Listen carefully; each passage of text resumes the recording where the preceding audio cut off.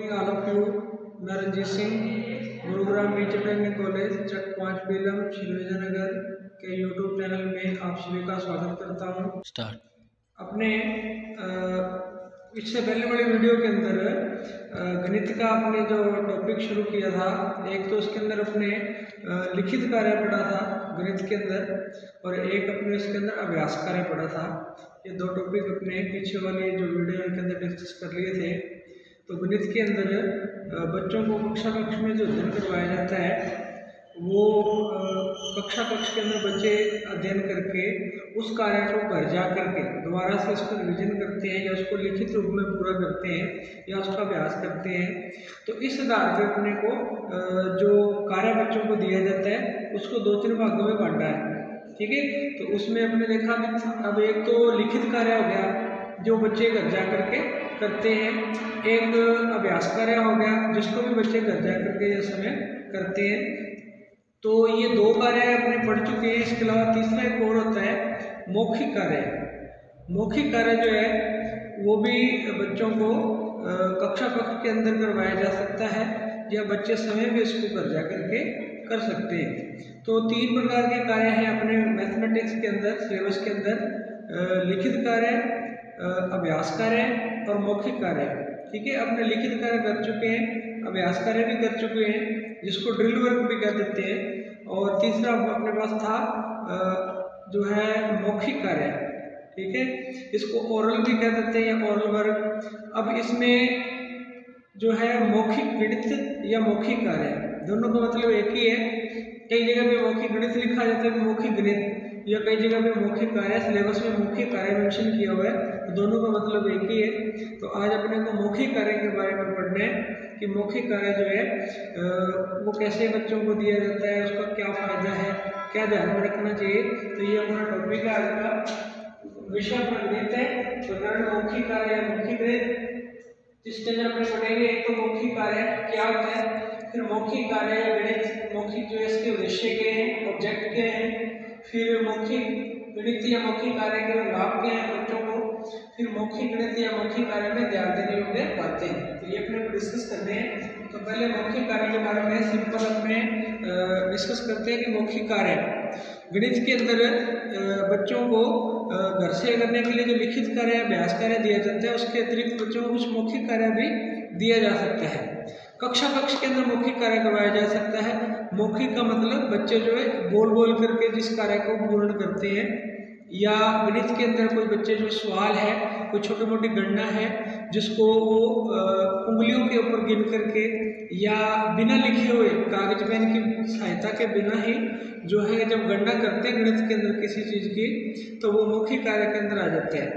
ठीक है, तो मौखिक कार्य जो है ये गणित के अंदर बहुत जरूरी है, क्योंकि गणित में जब बच्चा मौखिक कार्य करेगा बिना कागज और पेंसिल की सहायता से जब गणना करेगा तो उसमें तर्क शक्ति जो है उसकी विकसित होगी।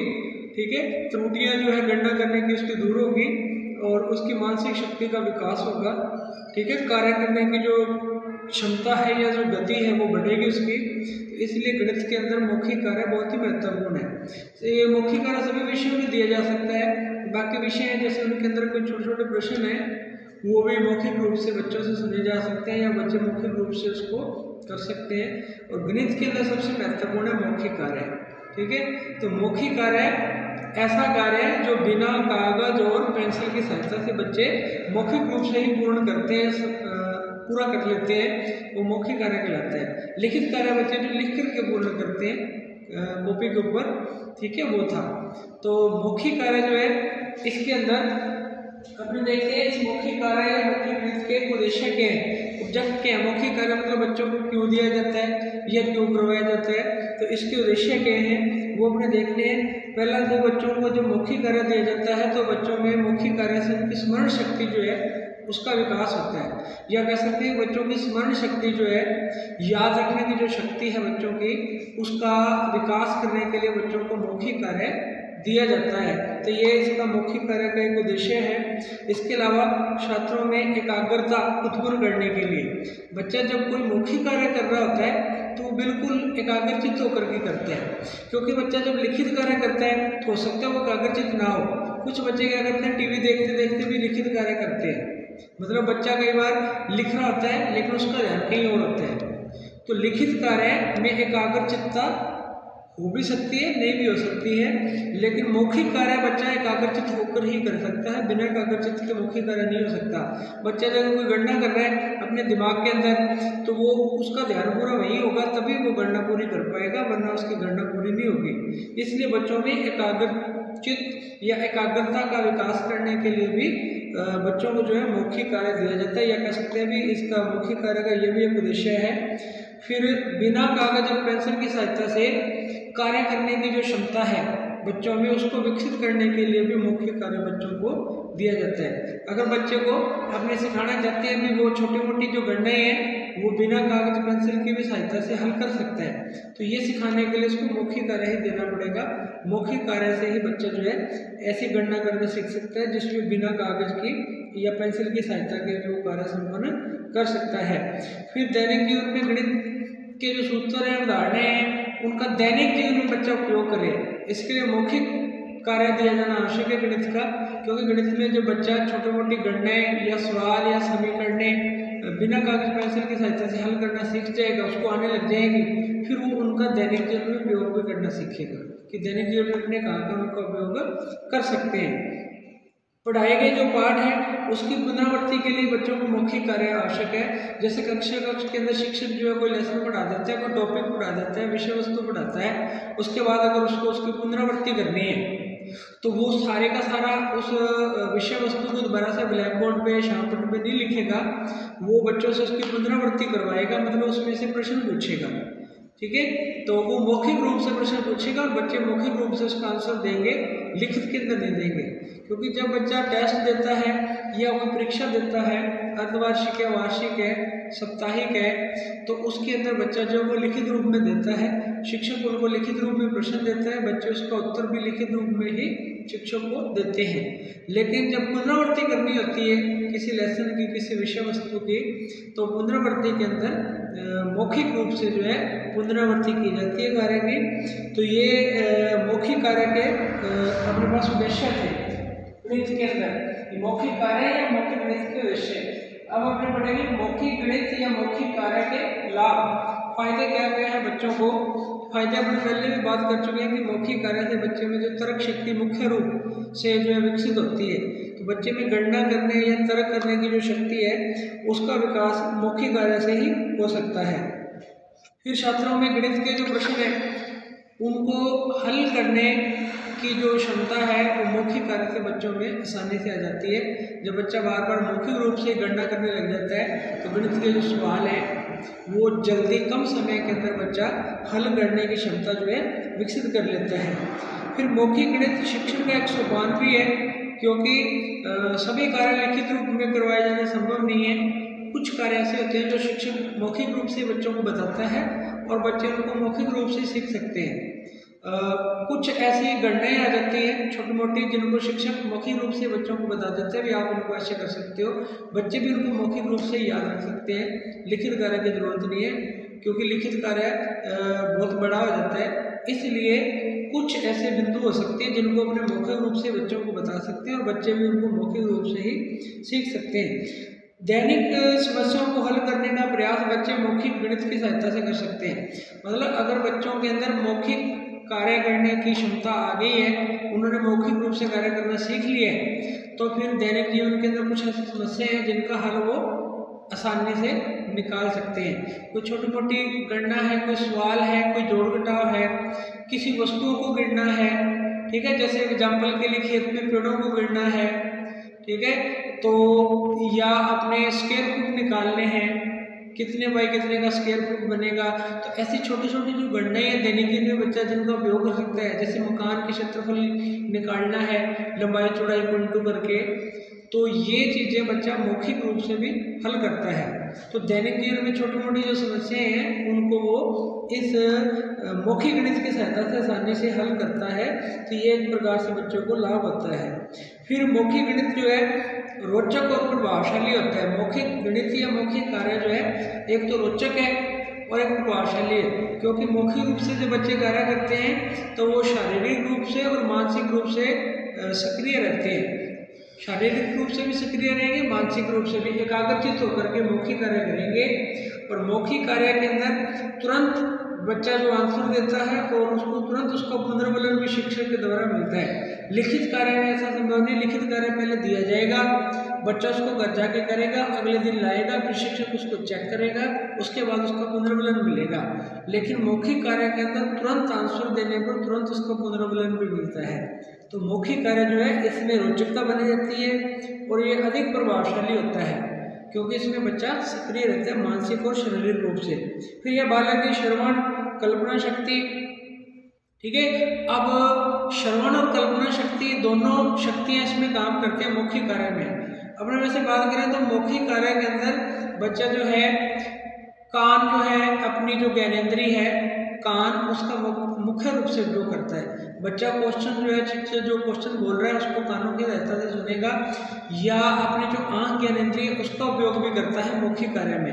अगर शिक्षक ने कोई चित्र बनाया है ब्लैक बोर्ड पे या कोई मानचित्र बनाया है उसमें किसी बिंदु को अंकित करना है, किसी शहर को अंकित करना है, ये शहर कहाँ पे है इस मानचित्र में, कोई स्थान कहाँ पे है, तो बच्चा उसको देखेगा और मौखिक रूप से उसका आंसर बताएगा शिक्षक को या समय आकर ब्लैक बोर्ड पर भी लिख करके बता सकते हैं। तो मौखिक कार्य जो है इसमें बच्चे की ज्ञानेंद्रियां सक्रिय रहती हैं और बच्चा जो है अपनी ज्ञानेंद्रियों का कब कहाँ कैसे उपयोग करना है यह आसानी से सीख सकते हैं। मतलब बच्चा अपनी ज्ञानेंद्रियों का जो उपयोग कैसे करना है वो इस कार्य की सहायता से आसानी से सीख जाता है।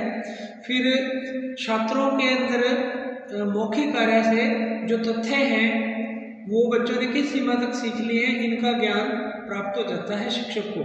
शिक्षक जो है बच्चों से मौखिक रूप से जो है पूछ करके सवाल या प्रश्न यह पता लगा लेता है कि उसने जो ज्ञान बच्चों को दिया है जो तथ्य बच्चों को समझाए हैं वो बच्चों ने किस सीमा तक सीख लिए या किस सीमा तक उनमें जो उद्देश्यों की प्राप्ति हो गई है। फिर मौखिक कार्य से छात्रों में आत्मविश्वास और कुशलता उत्पन्न हो जाती है, सेल्फ कॉन्फिडेंस आता है बच्चों में क्योंकि बच्चा मौखिक रूप से जब तर्क करने लगता है, गणना करने लगता है, सवालों को उंगलियों भी हल करने लग जाता है, छोटे मोटे जो सवाल हैं उनकी गणना करने लग जाता है तो उसमें आत्मविश्वास आ जाता है। ठीक है, आत्मविश्वास आता है तो वो उस विषय में उसकी रुचि भी बढ़ती है और उस विषय में बहुत आगे तक बच्चा आसानी से जा सकता है। बालकों में शीघ्रतापूर्वक ठीक कार्य करने की आदत का विकास हो जाता है। बच्चों में कार्य करने की शक्ति और कार्य करने की दर बढ़ जाती है। बच्चे कम समय में अधिक कार्य कर सकते हैं जब उनके अंदर मौखिक कार्य जो बच्चों को दिया जाएगा। लिखित कार्य जो है उसको समय ज़्यादा चाहिए, बच्चे को करने में परिश्रम ज़्यादा करना पड़ता है, शारीरिक रूप से थकान भी ज़्यादा आती है और इसके लिए कागज पेंसिल या पेन की सहायता भी पड़ती है। लेकिन मौखिक कार्य एक तो कम समय में हो जाता है, ठीक है, इसको तुरंत फिर आंसर देने से पुनर्बलन भी तुरंत मिलता है। फिर इसके अलावा मौखिक कार्य के अंदर कागज पेंसिल की भी सहायता नहीं लेनी पड़ती, मतलब परिश्रम कम लगता है। लिखित कार्य में परिश्रम ज़्यादा लगता है, मौखिक कार्य में जो परिश्रम है उसकी बचत होती है, परिश्रम कम लगता है और कम समय में अधिक कार्य को संपन्न किया जा सकता है। फिर किसी भी विषय का कोई भी पाठ है या कोई भी विषय वस्तु अपने जब नई शुरू करनी है तो उसमें पहले प्रस्तावना दी जाती है और प्रस्तावना हमेशा मौखिक रूप में ही होती है। ठीक है, तो मौखिक कार्य जो है इसका सबसे बड़ा महत्व यही है कि जब भी किसी पाठ योजना की प्रस्तावना दी जाएगी तो वो मौखिक रूप से दी जाएगी, लिखित रूप से नहीं दी जाएगी। शिक्षक जो है नवीन ज्ञान को पुराने ज्ञान से या पुराने ज्ञान को नवीन ज्ञान से जोड़ता है प्रस्तावना के द्वारा और वो मौखिक रूप से दी जाती है। बच्चे भी उसका मौखिक रूप से आंसर देते हैं। तो ये भी इसका एक लाभ है या फायदा है कि प्रस्तावना देने के लिए मौखिक कार्य या मौखिक गणित की ही सहायता ली जाती है। पर्याप्त मात्रा में पुनरावृत्ति हो सकती है मौखिक कार्य से। लिखित कार्य बच्चों को दिया जाएगा तो बार बार पुनरावृत्ति करवाना संभव नहीं है क्योंकि जो आज लिखित कार्य दिया गया है कल उसको चेक किया जाएगा, कल कोई और नया लिखित कार्य दिया जाएगा परसों के लिए या नेक्स्ट डे के लिए। लेकिन मौखिक कार्य की पुनरावृत्ति बार बार हो सकती है। आज कोई 5 प्रश्न शिक्षक ने या 5 सवाल बच्चों से पूछे हैं मौखिक रूप से, बच्चों ने उसके आंसर बताए हैं, कल शिक्षक उनको दोबारा फिर से पूछ सकता है आसानी से। ठीक है, तो मतलब मौखिक कार्य जो है उसमें बार बार किसी भी कार्य की पुनरावृत्ति आसानी से की जा सकती है या हो सकती है। लिखित कार्य में किसी कार्य की पुनरावृत्ति बार बार करना संभव नहीं है क्योंकि समय जो है इसमें अधिक लगता है परिश्रम भी ज़्यादा लगता है, इसलिए लिखित कार्य में ये बार बार संभव नहीं है। फिर मौखिक कार्य से बच्चे जो है मौखिक गणित के अंदर जब मौखिक कार्य करते हैं तो उनमें कार्य के प्रति दक्षता आती है, कुशलता आ जाती है। तो वो गणित से संबंधित जो भी कार्य है, गणना से है, तर्क शक्ति से है, निर्णय लेने से है, उनके अंदर वो दक्ष हो जाते हैं और अपने कार्य को बड़ी आसानी से आत्मविश्वास के साथ पूर्ण कर सकते हैं। तो ये अपने पढ़े अब मौखिक कार्य के जो है बच्चों को क्या क्या फायदे हैं, क्या क्या लाभ है, ठीक है।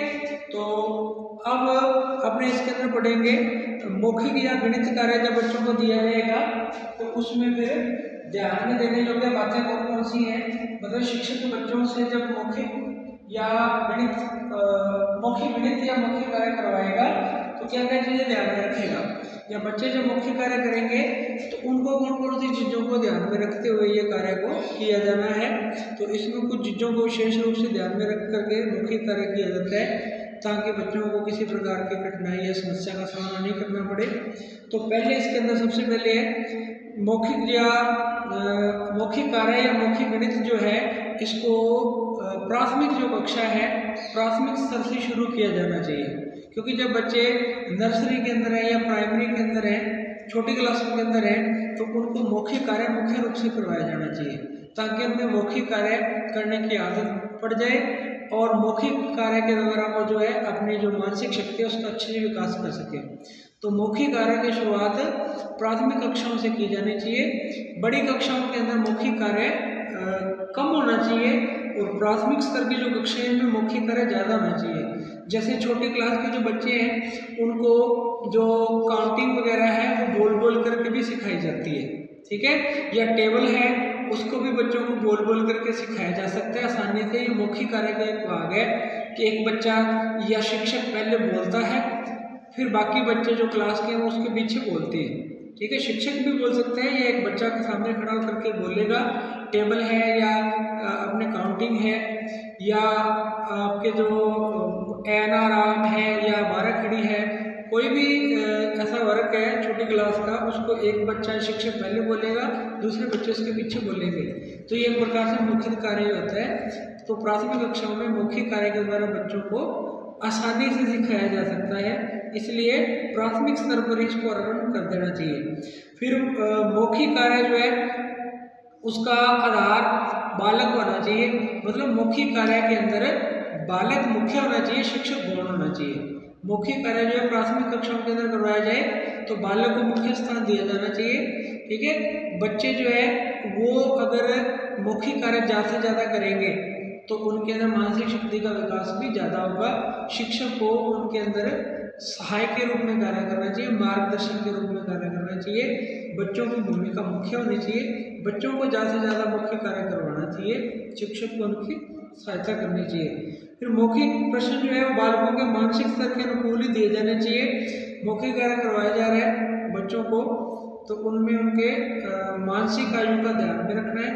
मानसिक आयु मतलब उनका जो मानसिक स्तर कैसा है, वो मतलब नर्सरी क्लास के बच्चे हैं, LKG के हैं, UKG के हैं, 4th के हैं, 6th के हैं, जिस क्लास के बच्चे हैं उनका उसी लेवल का मानसिक स्तर होगा, उसी मानसिक स्तर के अनुसार ही उनको मौखिक कार्य जो है दिया जाना चाहिए, ठीक है। अगर बच्चों के मानसिक स्तर के अनुकूल मौखिक कार्य नहीं दिया जाएगा तो बच्चों को वो समझ में भी नहीं आएगा और बच्चों को जो है उसको पढ़ने में या सीखने में समस्या भी पैदा हो सकती है। इसलिए मौखिक कार्य जो है या मौखिक जो प्रश्न दिए जाते हैं बच्चों से पूछे जाते हैं वो उनसे मानसिक शक्ति के या मानसिक स्तर के अनुकूल ही होने चाहिए। इसके अलावा प्रारंभ में मौखिक प्रश्न जो सरल रूप में प्रस्तुत किए जाने चाहिए, बाद में मौखिक प्रश्न जो धीरे धीरे कठिन भी हो सकते हैं। तो ये सूत्र है सरल से कठिन की ओर, मैंने पहले भी इसके बारे में बात कर चुके हैं। तो शिक्षण सूत्र जो है सरल से कठिन की ओर का उपयोग मौखिक कार्य के अंदर भी होना चाहिए। लिखित कार्य के अंदर भी इसका उपयोग होता था, मौखिक कार्य में भी होना चाहिए। पहले जो प्रश्न है प्रारंभ के अंदर सरल पूछे जाने चाहिए, फिर धीरे धीरे कठिन की ओर जाना चाहिए। जैसे कक्षा कक्ष के अंदर किसी लेसन की या किसी शिक्षण बिंदु की पुनरावृत्ति करनी है मौखिक रूप से, तो पहला जो प्रश्न पूछे जाएंगे वो आसान होने चाहिए, फिर धीरे धीरे कठिन की ओर जाना चाहिए, डीपली बीच में लेसन के जा सकते हैं। प्रारंभ के अगर कठिन प्रश्न पूछे जाएंगे मौखिक कार्य में तो बच्चे हो सकता है उसका आंसर अच्छे से ना दे पाए, बच्चे घबरा भी सकते हैं, उनमें आत्मविश्वास की कमी भी हो सकती है। तो प्रारंभ के अंदर मौखिक कार्य के अंदर आसान प्रश्न, बाद में जो है कठिन प्रश्न होने चाहिए। फिर प्रश्न जो है बहुत ज़्यादा लंबे भी नहीं होने चाहिए। मौखिक कार्य के अंदर ये ध्यान रखना है जो प्रश्न पूछे जाए या जो प्रश्न दिए जाए बच्चों को वो बहुत छोटे छोटे संक्षिप्त रूप में होने चाहिए, क्योंकि बड़े प्रश्न लिखित कार्य के अंदर पूर्ण हो सकते हैं, मौखिक कार्य में बड़े प्रश्नों का उत्तर बच्चे नहीं दे पाते। ठीक है, तो मौखिक कार्य में जो प्रश्न होंगे वो बहुत ही छोटे होने चाहिए, ज़्यादा बड़े नहीं होने चाहिए। प्रश्नों की भाषा जो है बच्चों के मानसिक स्तर के अनुकूल होनी चाहिए, भाषा सरल होनी चाहिए ताकि बच्चे उसको सुनकर के आसानी से समझ सकें और उनका उत्तर भी दे सकें। फिर मौखिक जो प्रश्न है कक्षा के समस्त छात्रों से करवाए जाने चाहिए। मौखिक प्रश्न जब कक्षा में पूछे जाए या मौखिक कार्य करवाए जाए तो सभी कक्षा के जो सभी बच्चे हैं उनको इसमें सहभागिता के रूप में कार्य देना चाहिए, सभी बच्चों से प्रश्न पूछने चाहिए। किसी भी बच्चे विशेष जो है मानसिक स्तर के अनुसार जो अधिक बुद्धि लब्धि वाले हैं उन्हीं को ये पूछे जाना चाहिए, सभी कक्षा के बच्चों को इसमें शामिल किया जाना चाहिए।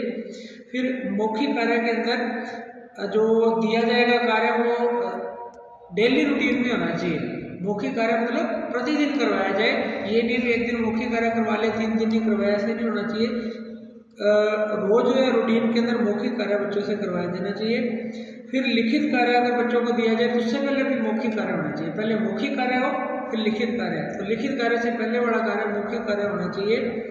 फिर बहुउत्तर वाले प्रश्न नहीं किए जाए, मान लो अपने मौखिक कार्य बच्चों को दे रहे हैं तो उसमें ज़्यादा उत्तर वाले प्रश्न नहीं होने चाहिए, जैसे ऑब्जेक्टिव टाइप प्रश्न है वो कम रखने चाहिए और परिभाषा है या एक लाइन वाला उत्तर है वो ही इसके अंदर ज़्यादा दिए जाने चाहिए। प्रश्नों के अंदर क्रमबद्धता होनी चाहिए, क्रमबद्ध रूप से प्रश्न दिए जाने चाहिए, जैसे पहले बात कर ली सरल से कठिन की ओर इसमें दिए जाने चाहिए। अशुद्ध उत्तरों को शुद्ध से ही दिया जाना चाहिए, मतलब अगर बच्चा अशुद्ध उत्तर बताता है तो उसको उसका शुद्ध उत्तर भी साथ के साथ ही बताया जाना चाहिए ताकि बच्चे में वो इस कमियों को सुधारा जा सके। तो ये अपना जो था आज का टॉपिक पूरा हो गया, मौखिक कार्य या मौखिक गणित। ठीक है, तो हमने 3 पढ़ लिए, अब लिखित कार्य, अभ्यास कार्य, मौखिक कार्य, ये तीनों ही गणित के अंदर है टॉपिक, तो आप इनको अच्छे से देख लेना। एग्जाम के अंदर इनमें से एक टॉपिक आ जाता है और बार पूछ लिया जाता है। तो मौखिक कार्य अपना कंप्लीट हो गया है, इसके अंदर इसकी परिभाषा वगैरह आ जाएगी, फिर इसके अंदर इसके उद्देश्य आ जाएंगे, फिर उसके फायदे क्या हैं बच्चों को, और फिर इसको कार्य को कराते समय शिक्षकों की क्या बातें ध्यान में रखनी है। तो अगर किसी को कोई समस्या है तो आप कमेंट बॉक्स में कमेंट करके पूछ लेना।